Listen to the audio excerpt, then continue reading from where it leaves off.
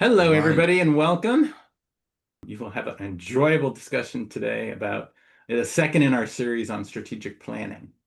All right, so first we'll introduce ourselves. I'll start. I'm Kenny Kranseler. I am a consultant and trainer over at Productside, have been for the last 5 or 6 years or so.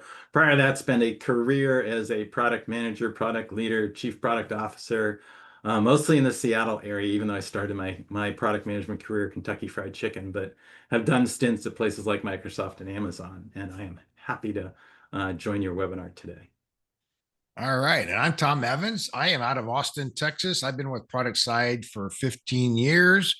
I've been doing product management at least twice that long, I guess close to 30 years. And most of that has been here in the Austin area. So glad to be here and taking you through the webinar. Welcome, yes. All right, so before we dive into the webinar, a little bit of promotion of Productside and who we are and what we're doing. So we present ourselves as what we call an outcome-driven product partner, right?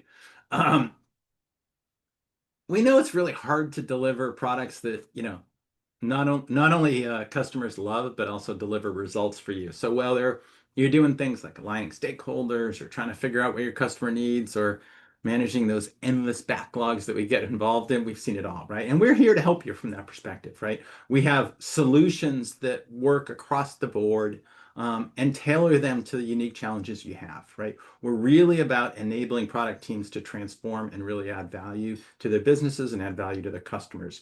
And part of that means that, knowing that your challenges are unique. There are some commonalities between them, but we know what you're doing is specific to your company. So we tend to tailor not only our training, but also the consulting we do. And we've got people like Tom and I that have been doing product management for a long time and have lots of scars on our back from most of the challenges we run through. So we can help you be successful in that journey as you go forward. All right, a little bit about the webinar today. Um, we want to keep this session fairly interactive, even though it'll sort of be a presentation. So please feel free to ask questions. The one question that usually shows up as the first question people And ask, it's already there. there you go. I'll answer it as we go forward. Is can I watch the recording later? Can I share it with my friends? Yes. This recording is being recorded as we speak. We will send it out to everybody that's attended or signed up for this session. So you'll have a chance to, watch it at double speed if you so desire. But during the session, what we really want to hear from you. So if you have questions, there's a Q&A feature inside of Zoom. Please feel free to use that. If Tom is going on a specific nature that the question leads to, I'll probably interrupt him. If not, I'll keep him to the end. But feel free to, as the question comes up, put it in there. We also have the chat feature, which we used at the top of the session today. It's a way that you can connect to other folks that are on the session, right? You can ask questions of your colleagues. You can share your own experiences as they relate to what we're going through as part of the webinar. Or if you want to just cheer us on, you can do that too, right? It's a place to sort of put things in, take things out, and make the session a little more interactive, even in this environment. We can pretend we're all in the same room together. Um, a couple of other things we like to do. I've got two QR codes up here that you can go snap on with your phone to do two things. One is join our newsletter. That's on the right here. We put out a newsletter once a week.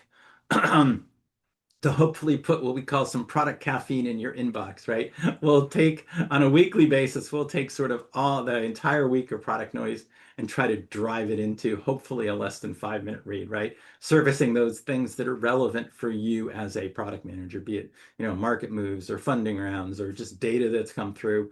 And we try to make sure that it's not clickbait, but really sort of insights that you can go deploy. It'll also give you a chance to get first dibs on any new things that Productside's coming up with, be they cheat sheets or templates or webinar or specials on seats in our training classes. Hopefully keep you sort of what we call one sprint ahead of the crowd.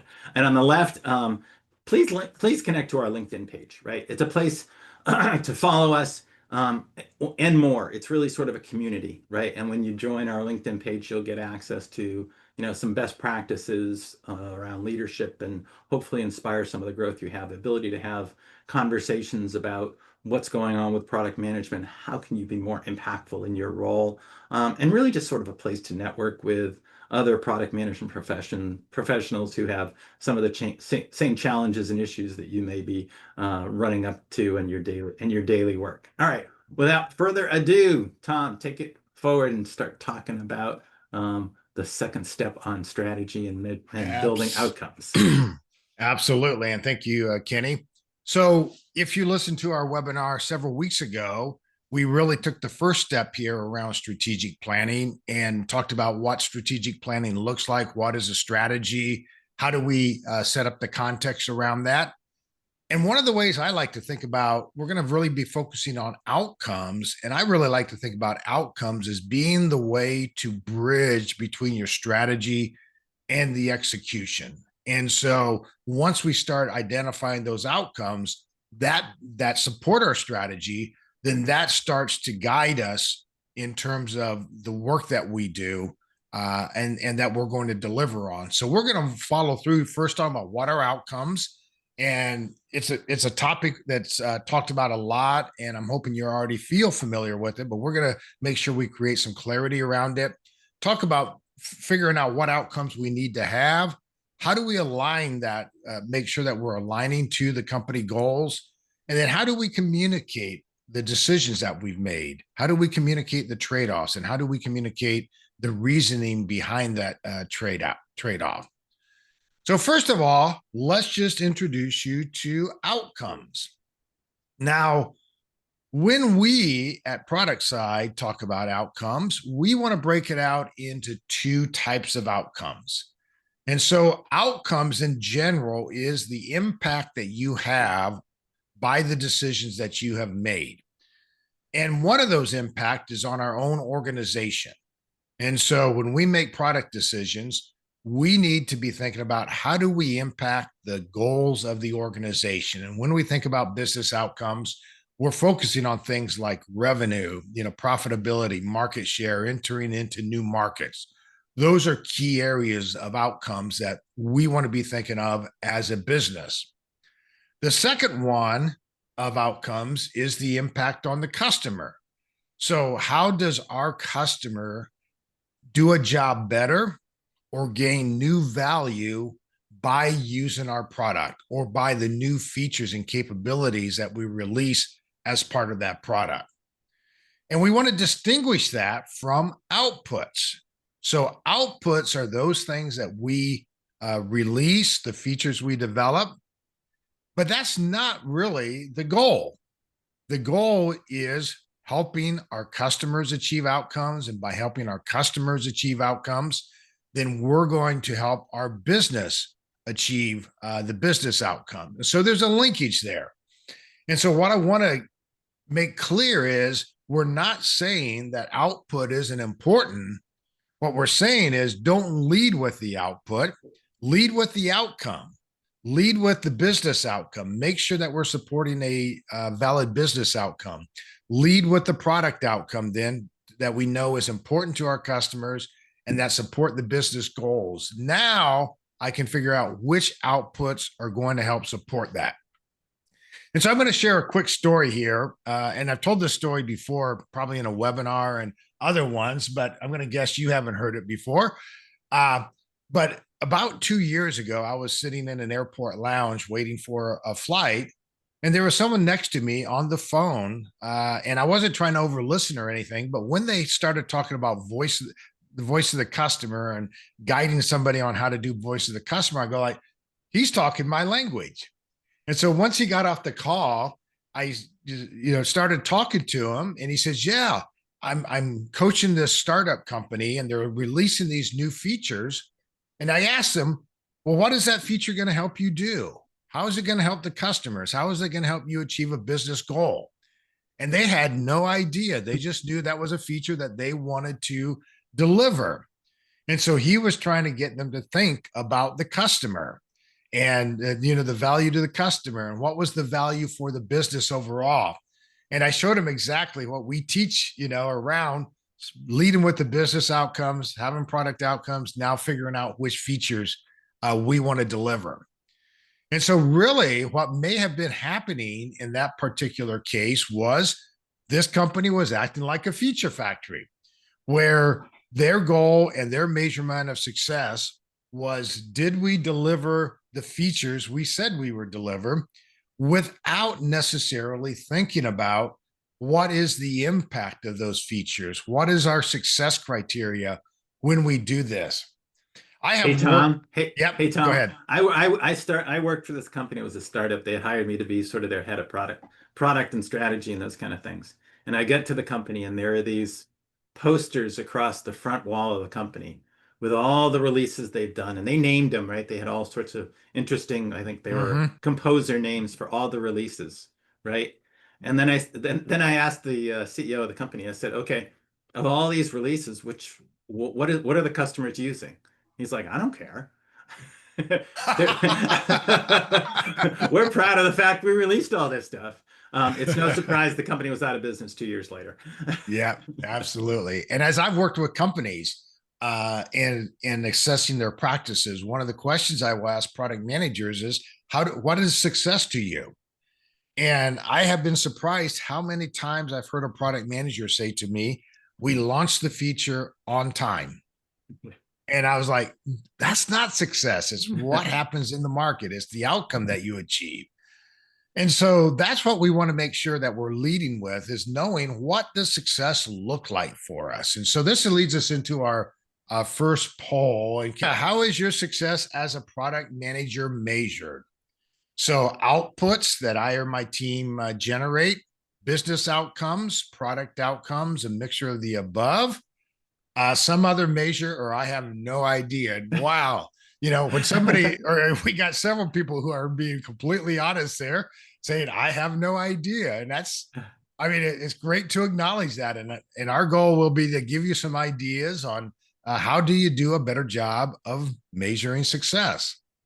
I appreciate them being honest around Thank that. you. So, 14% of you say, I have no idea.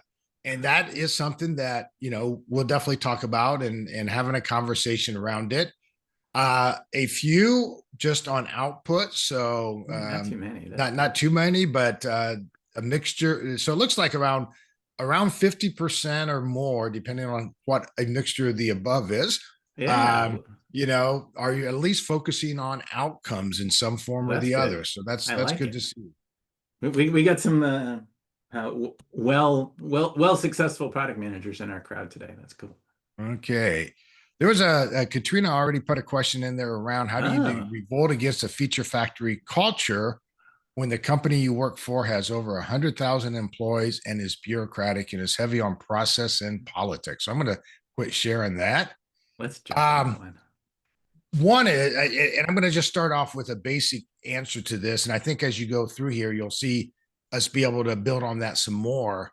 But one is, I would not try to change it at a high level in the organization.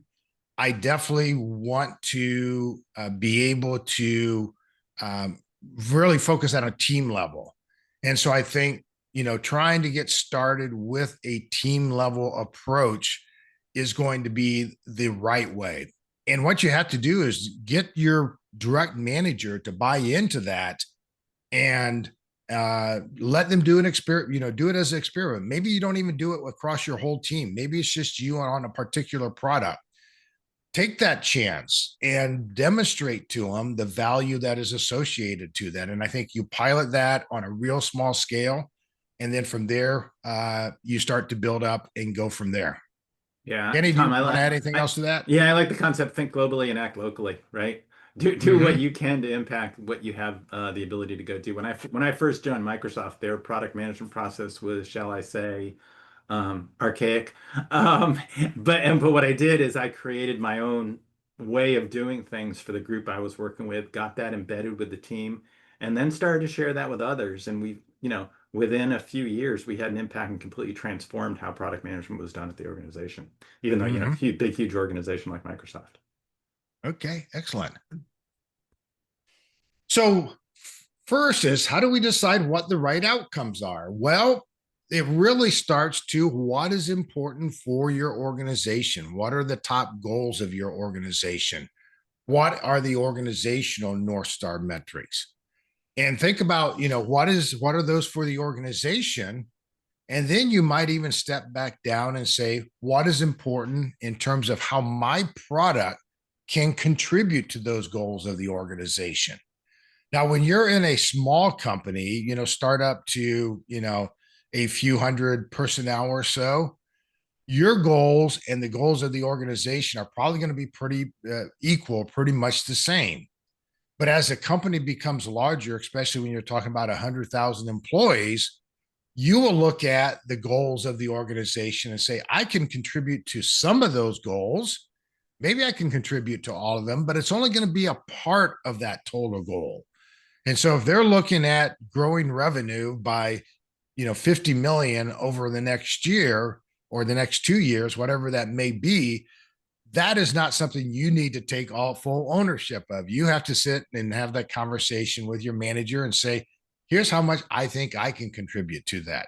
Now, hopefully, this is a conversation that is going on and not somebody from above coming down and saying, we have a goal of 100 million. You own 50 million, 20 million of that or whatever, so there should be a conversation around that. And then you'll start to break down some more detailed metrics and start thinking about, well, what are the more direct metrics that I can take action on that I need to be thinking about? And those might be metrics such as your engagement metrics and activation metrics and retention metrics and new customer type metrics.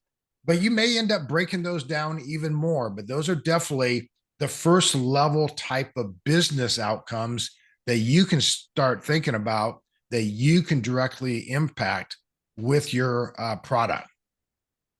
So if you're looking for some examples, here's some examples of what these might look like. We're not saying this are exactly what these companies are looking at, but we want to give you some examples. And this crosses examples of companies in a B2B space, in a B2C space, B2B, software driven type products, and even, more mechanical, because these concepts apply no matter what kind of product you're working on. And so there may be a key North Star metric that you're focusing on that talks about how much new revenue are you going to help generate.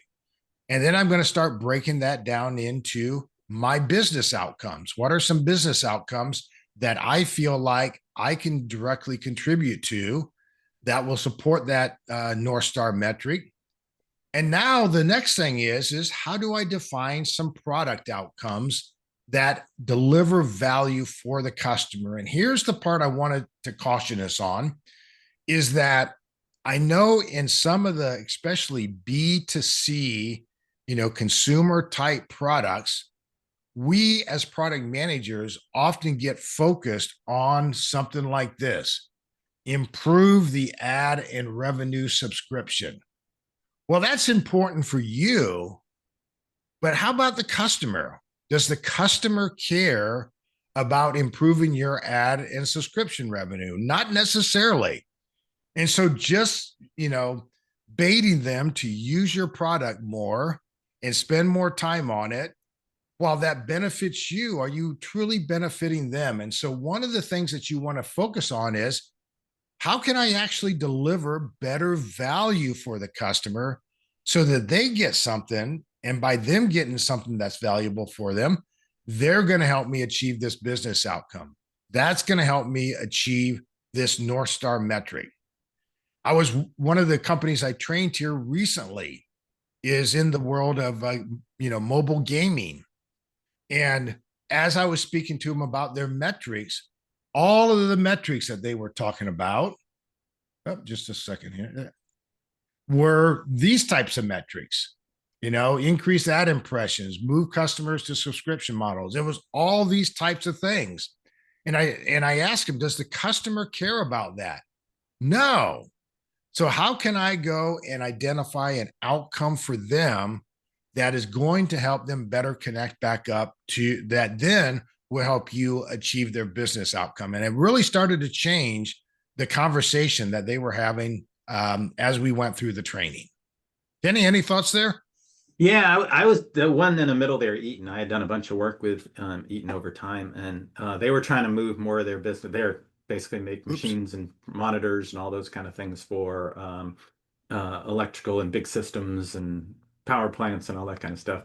But they wanted to move more and more of their revenue to a recurring model rather than, buying one-off kinds of things. So their North Star metrics is all about recurring revenue, right? And the way they Mm-hmm. measured it, their business outcome was how do I get customers to move to a subscription model? And to your point, I went back at them and said, they don't care about that. They're not going to subscribe. What are they trying to get done, right? And they were like, well, Uh-huh. the customers want to have better uptime in their machine. I'm like, how do you connect signing up for a subscription with Eaton, getting more uptime on the machines that they have subscribed to Eaton, and it just was a light bulb went off in their head, right? They're like, I guess we go have to measure what our customers' uptime is. We have to have them tell us. Yeah, good thing, right? And Yep, so suddenly exactly. we Uh-huh. started to track those things, and it completely changed how they move their customers over to their recurring revenue model from Eaton, right? And the kinds of capabilities they enabled around it. All right. Excellent. Super. And so there are different ways that we can use, set the metrics that we want to align to and achieve. And OKRs is one that is commonly used. So do you have to use OKRs? No. But OKRs is a well accepted model that companies are using as a way to establish those guiding objectives and metrics. And so the objective is really a qualitative goal that you want to achieve. So that might be, increase market share. And then you start identifying what are those key indicators that are going to show that you are moving toward achieving that objective or that you achieve that objective. And then from down there, I can start identifying even additional KPIs or key performance indicators. And I can break it down into a tree. In this next slide, we're going to show you, that breakdown into a tree like this. And so if I think about the overall goal of increasing revenue, well, the next level that I go down to then is, well, what are the levers of control that I have in terms of improving revenue? So I can improve conversion rate. If I can convert more of my customers, then that's going to help me increase revenue, or I can increase average order value. And some of you as product managers, and I know as I've worked with some of the larger companies that have SaaS type products, there are some people that are just focused on a specific business outcome. And so I think, Kenny, you worked with Amazon Yeah, I and I'm did. sure you had product managers there that were just focused on one of these aspects there, like Yep. cart abandonment rate. How do we improve upon that? And so you start to see how that breaks down, and you start from the higher level, North Star metric, break it down into actionable things you can work on, and then you take it down even into more actionable type work that you can outcomes that you can achieve. And now, cart abandonment rate is not a feature, that is an outcome. Now I need to start thinking about how to do that. And maybe I break that down even more and I say, well, where are the customers reaching friction? Now that starts to help me identify the product outcomes that I need to improve upon. Yeah. Yeah. And we like on that product detail page engagement, I had product managers basically in charge of how do we get people to engage more with that product detail and actually click on some of the links within it. We ran A/B tests that had folks do it, but I pushed to why are they going to click on that product detail, right? What's the capability we want the customer to have as a result of getting there? Are they getting more information as a result to engaging and cutting it and going into a deeper level on that product page, right? So we had that, Mm-hmm. those are the capabilities we needed to enable the customer to have to get more information, to see more value from engaging and getting more levels of product detail around that. So Mm-hmm. it wasn't just change the color of the button, but what are we delivering what the customer wants as a result of Right. clicking on that button? Yeah. Yeah. And Katrina, thank you for putting that note down there. Yeah, Andy Grove is really the one who established the thoughts around OKRs, and I think it was John Doerr who who took it and really, I think he started using them with Google, Yep. and because of Google's success, he was like, I need to spread the word and wrote the book on OKRs. If you want to write it, say it that way. Yeah. Yeah. So create those objectives that are bold and long-standing too, right? Mm-hmm. All right. So the next question is how do I align my product work with the company goals? Well, one way to do that is a roadmap. And I know as I've worked with companies, and I'm sure Kenny has seen this a lot too, is many product roadmaps are really more of just a high level project plan. Or, maybe we might call it a high level release plan that just say, we're going to deliver this feature then, and we're going to deliver this feature now. But what if you were able to build your roadmap first on what are the outcomes that you need to achieve? So, what outcomes are most important to achieve now? Which are the outcomes that you want to achieve at next? What are the outcomes that you want to achieve later? And that to me is much more compelling in terms of what you're presenting to stakeholders than just to be able to say, here are a bunch of features that we want to be able to deliver.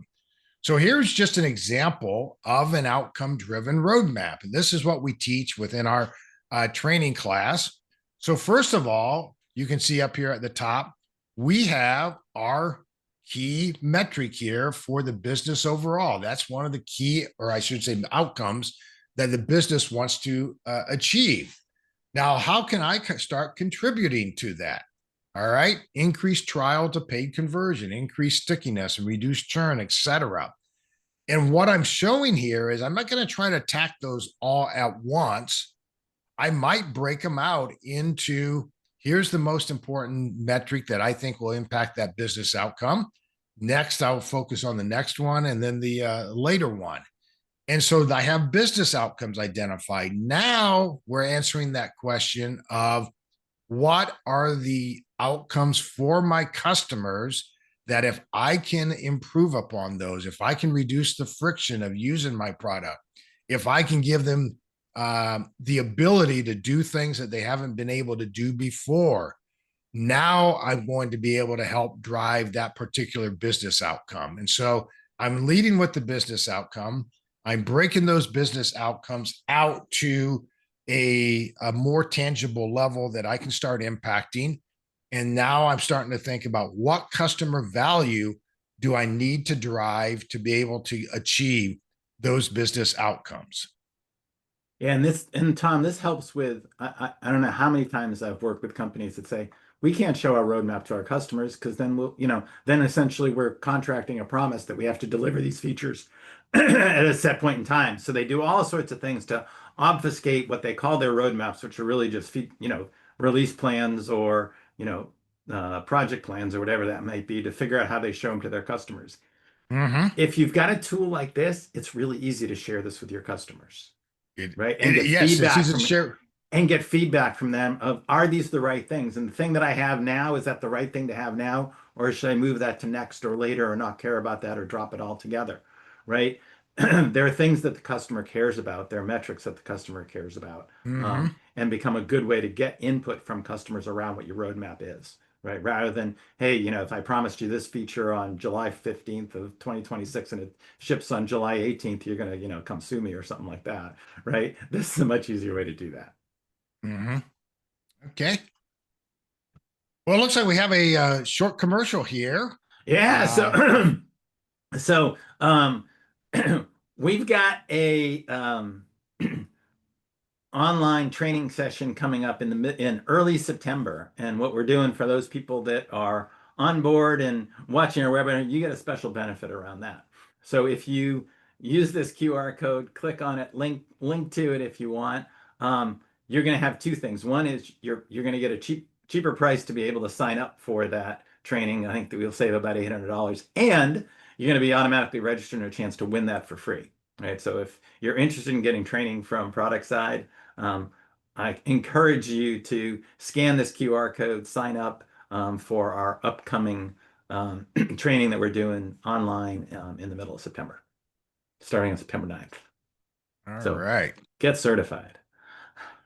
Well, let's talk about how do you communicate this to the rest of your organization and how do you get that buy-in and alignment with other stakeholders. But first, we have another poll here. So Kim is launching that poll.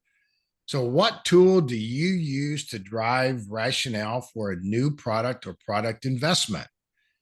Simple, a lean canvas type approach, some ad hoc templated presentation, detailed spreadsheets, get swayed by senior execs. Do And, whatever they ask for. I was going to say, I definitely have lived through that where execs come in and say, you need to build this.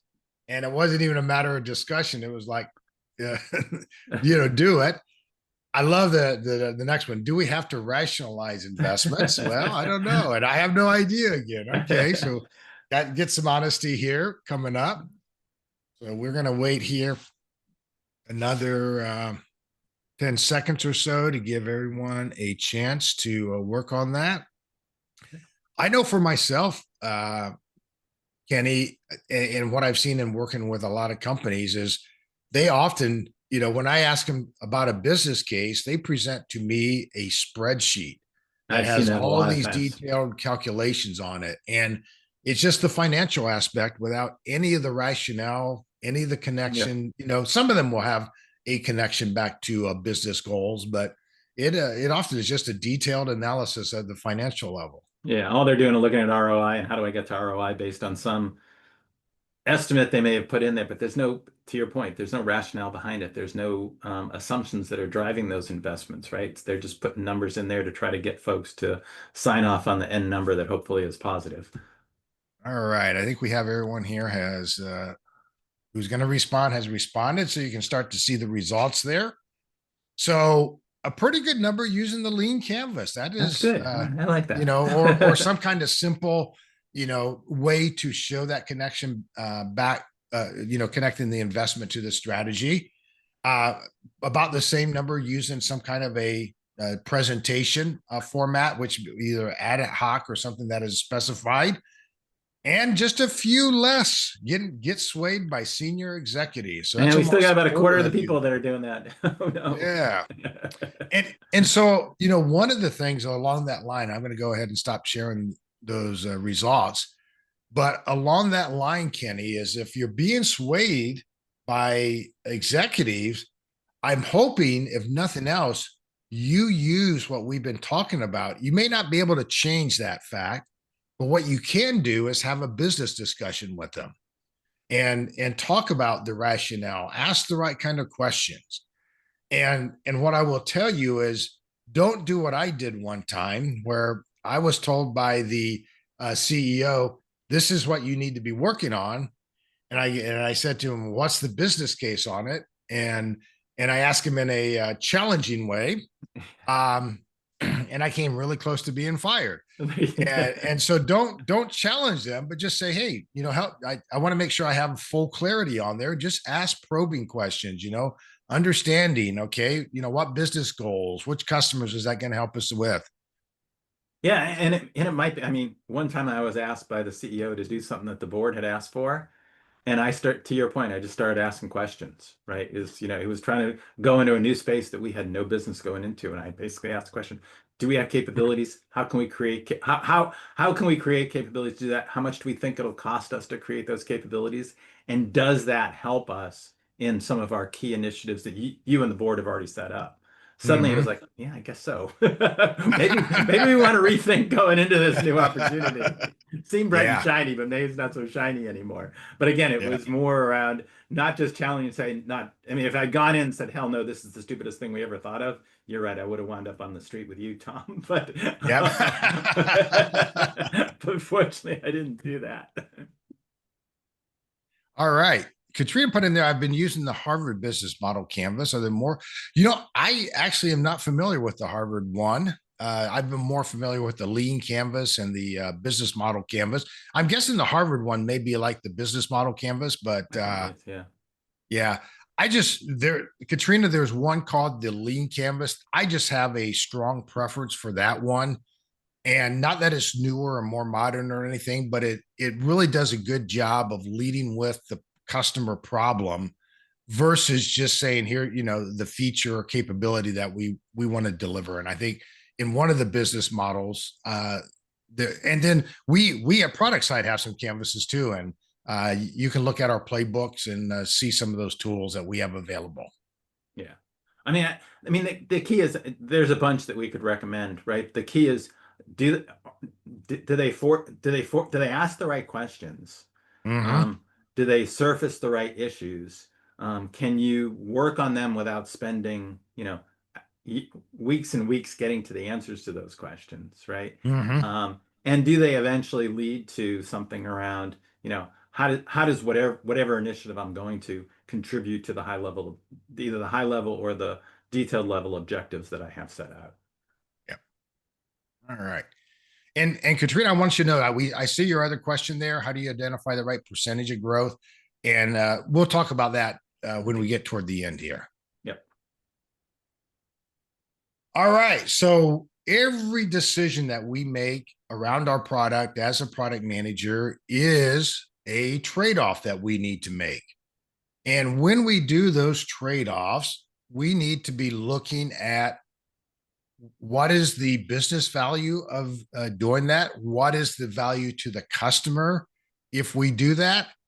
And then we also want to be able to look at the feasibility of it. So that does get into the technical feasibility of it and the cost versus that. But we really want to kind of look at across those, that full range of the business goals, the goals for the customer that we want to achieve, and then that technical capability enabled to deliver that. And so, if we're trying to have that discussion, and I think the language here is really good. If we prioritize X, we will delay Y by 6 weeks. Well, that's that's a business decision there. And, even like if your legal team says, well, you can't do that, ultimately, that's actually a business decision because you're going to say, well, what are my risks? And when I look at my risk versus the revenue, I might say, I'm willing to take on that risk because the revenue is greater around that. So all of these, are a trade-off, and you just need to make sure you're having discussions around it, not just saying we're going to do this, but if we do this, here's the other impacts that we have. And if we decide we want to prioritize X and delay Y, fine, but make sure that that conversation is happening.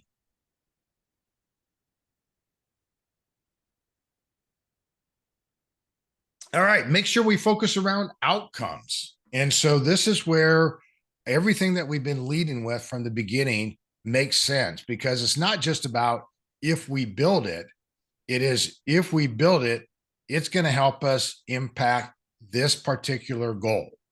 And so the structure for messaging can be, this supports our, Q2 OKR to increase engagement.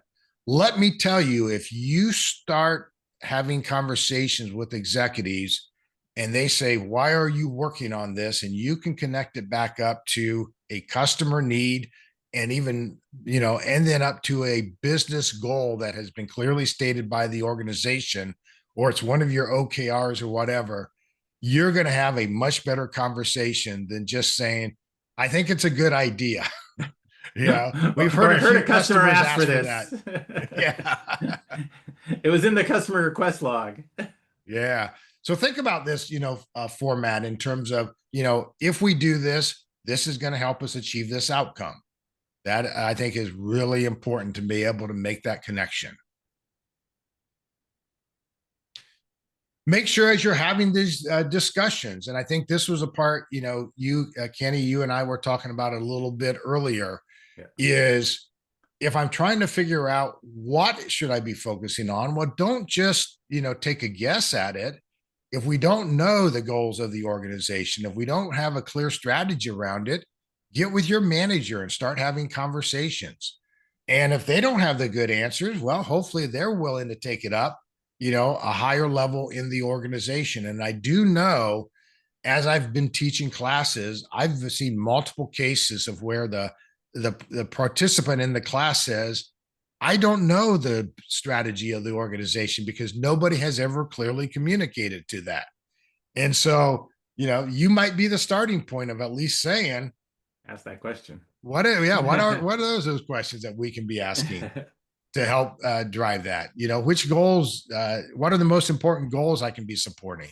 And those are great conversations to be having with your manager. Now, here is another canvas that you might use. And so that goes back to the earlier question around the business model canvas or the lean canvas. And the goal of any of these canvases is to give a lightweight tool to be able to tell your story and to be able to connect what you want to be able to do back to the customer and the needs of the customer, and to be able to connect those back to the goals of the organization, and to be able to communicate that there's a clear strategy of what you're trying to accomplish. And so our product outcome canvas is another tool that you might find to be very useful in doing that. I think this one here is a little more detailed than what you would see with the lean canvas or with the business model canvas. But I also think this level of detail is appropriate, especially as you're getting closer in to justifying the investment. If I'm just doing the upfront exploration, maybe I might use a lean canvas or something like that. But as I'm getting closer to my business justification, then I think this product outcome canvas starts to get you to the right level of detail without building out a 20-page or 30-page business case. Okay, it doesn't mean you do. Oh, Tom, go I ahead, like what we Kenny. have on here that says what's next, right? Yeah. Uh-huh. So I like that the canvas includes what you're asking for, what resources, what level of investment, what does the organization have to do in order for you to enable the value you're seeing in the rest of the canvas? Mm-hmm. Excellent. Well, let's look at an example here. And let's imagine a company called Fit Coach, and they have some goals that they want to be able to achieve. And so they're looking at increasing that monthly recurring revenue by 20% over, let's say it's the next year that we want to do.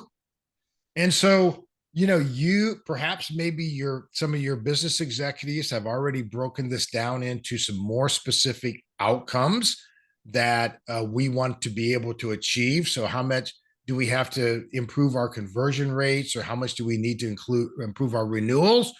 Or maybe those are things that you, as the product manager, looked at and said, here are some goals that I think would help me achieve that 20% MMR based upon my knowledge of the marketplace. And then I can go and start saying, all right, now, if I want to get more conversions, what do I need to do for my customers? What are some outcomes they might want to be able to accomplish that would encourage them to do that? How can I get them to, some quick wins earlier, versus saying, well, you're going to feel better in about 3 months. What are some quick wins that I can get them to experience that would move them into, a higher level of conversion? So those are the things that we want to make sure that we're focusing on, is not just what is the business outcome. Can I trick my customers into renewals, or can I trick them into converting? No, I don't want to trick them. I want to give them value that is going to enable them to do this. And I think this is a great opportunity here, Kenny, to talk about this. The question that came up is, how do you identify the right percentage of growth that isn't a dart throw? And there's a couple ways to be able to look at that. One is, if you can find some actions that your organization did in the past and be able to identify the impact that had, I think that's one of the ways, is you can start looking at some proxies out there of what have we done before and what was a realistic outcome that we were able to achieve with that. But also, especially if you just think of percentage of growth.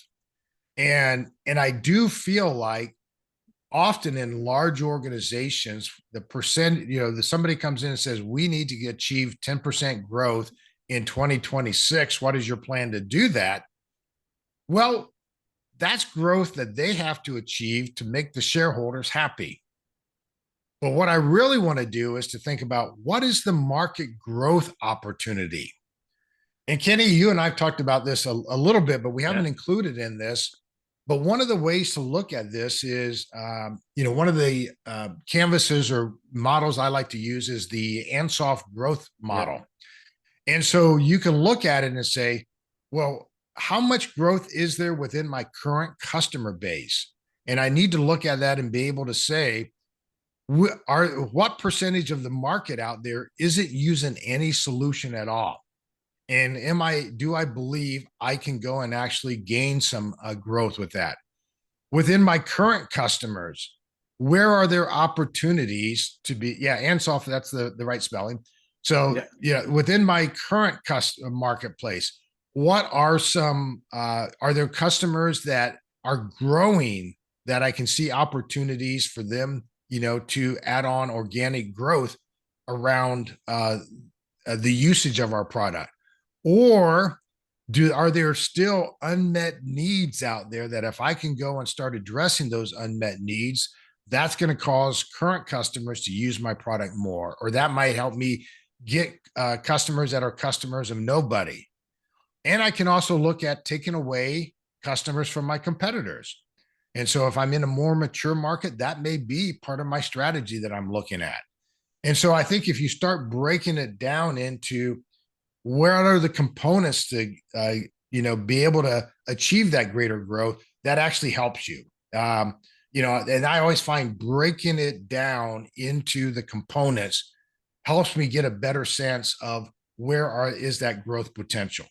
Yeah, and I'll add one more to that: is if the company is looking to grow into new markets, then that's going to be one of the other considerations that you would be looking at.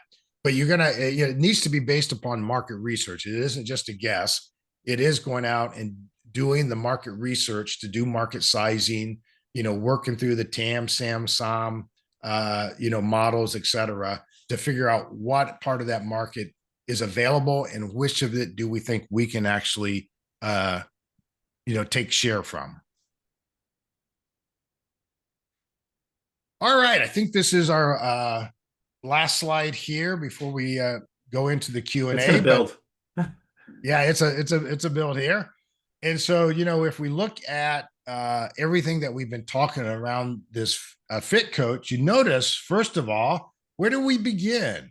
Well, we don't begin with the features down here, which is I think what we ought too often do. We start here with the outcomes. So, what are the outcomes that we want to be able to achieve?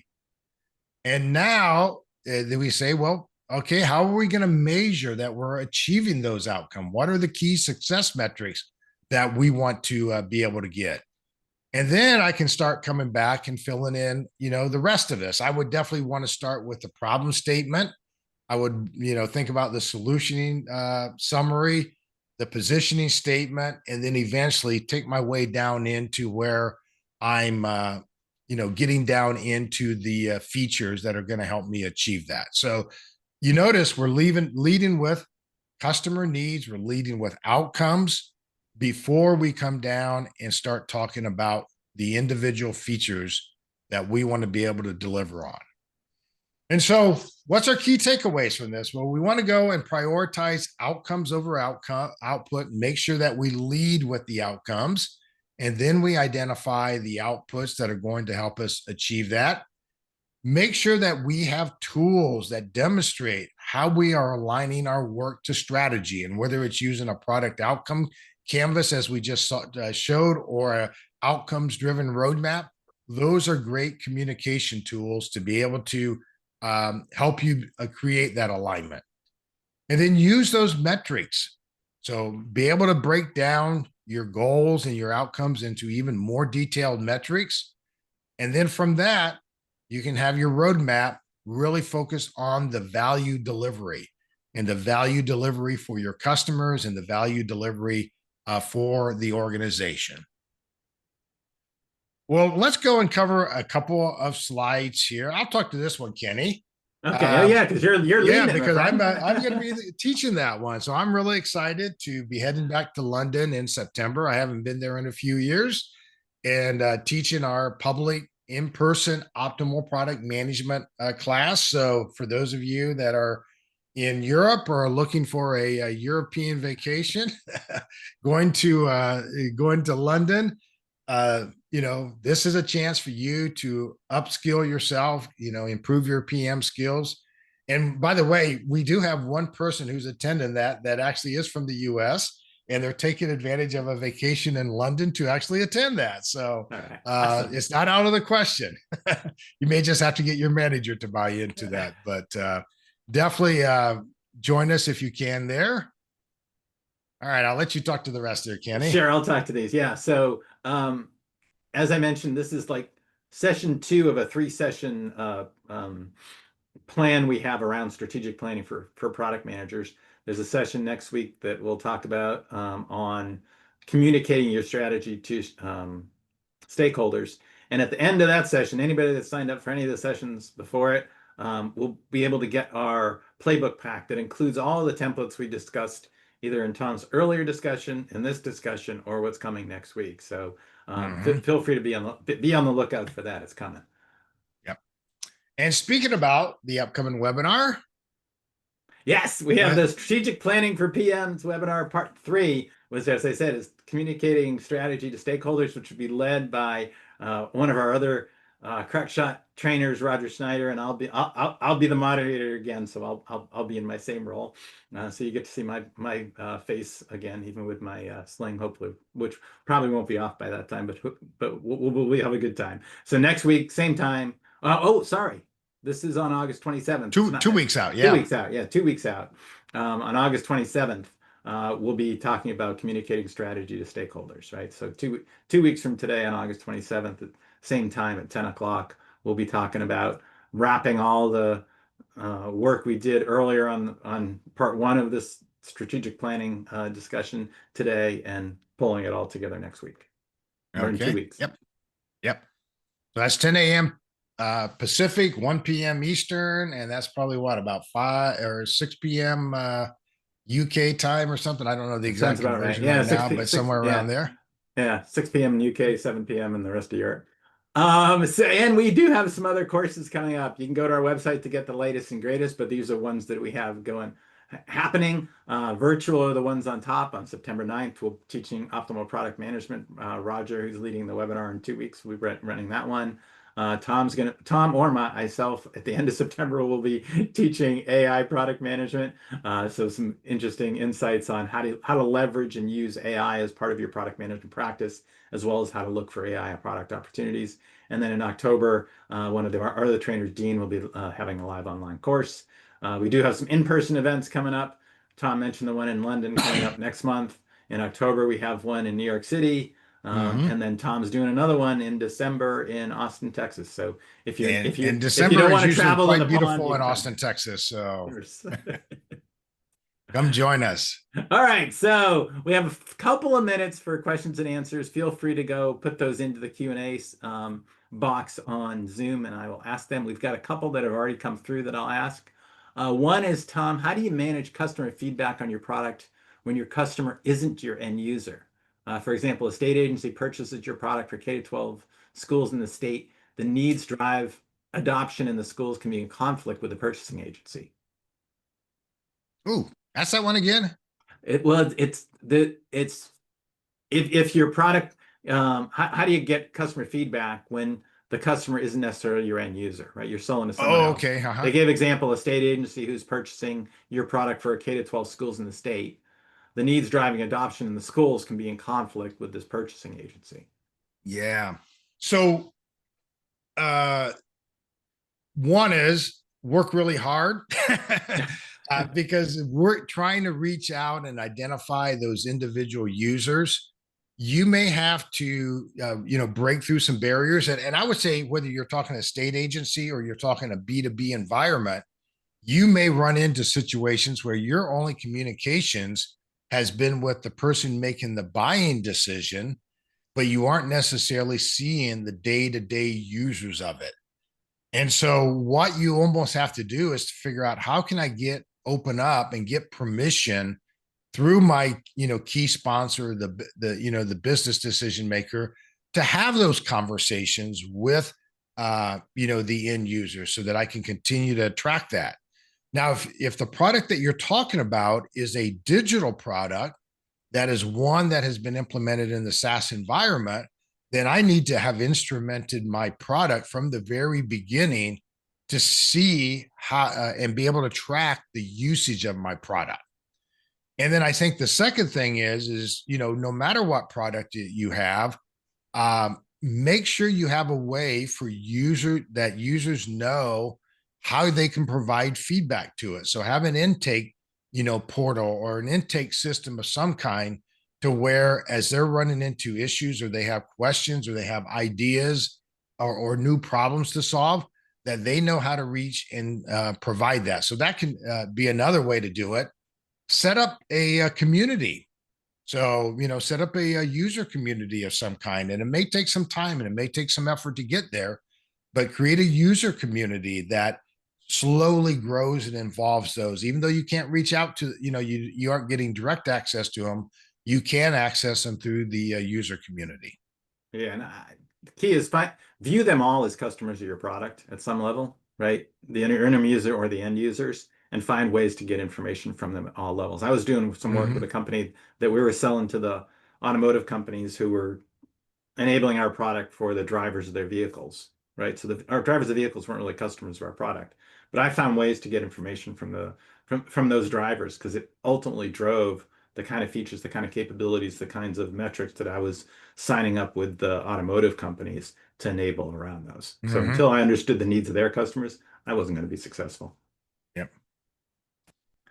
All Any other right. questions? There's one other question I have, which is, let's say I know all the business outcomes that my company is trying to target. How do I pick the right one that I should focus on?